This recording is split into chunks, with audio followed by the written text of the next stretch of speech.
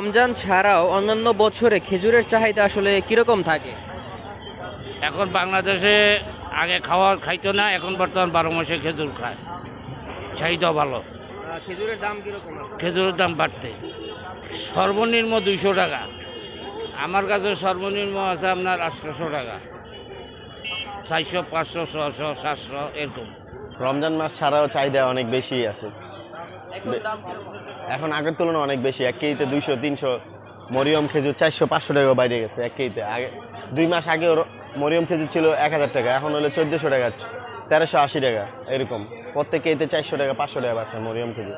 দাম বাড়ার কোনো কারণ আমরা ওরকমই নেই, জানা নেই। এরকম হইতে পারে, কিন্তু আমাদের কোনো জানা। আমরা যখন গাড়ি যায় দেই, আগে কিনছি 1000 টাকা কেজি, এখন দেই 1300 টাকা কেজি, কিনাই লাগে এরকম অবস্থা। মরিয়ম খেজুর এখন কমই বেশি, মানে আর পরবর্তীতে অন্যগুলা খেজুর ব্যস্ত আছে, কেন অতিরিক্ত বাইরে গেছে। যে কোনো খেজুরই আগের তুলনায় কেজিতে 200-150 টাকা বাইরে গেছে। অবশ্য বিভিন্ন রকম খেজুর আছে, মরিয়ম খেজুর আছে, কালমি মরিয়ম আছে, দাবাস আছে, সুকারি আছে, মেটজুল আছে, মরিয়ম আছে, দুইটাই বেশি দাম। মেটজুল আপনার 1500 টাকা, আর মরিয়ম আছে আপনার 1400 টাকা, 1450 টাকা এরকম। সবথেকে কম দামে জিহাদি খেজুর 280 টাকা, 300 টাকা।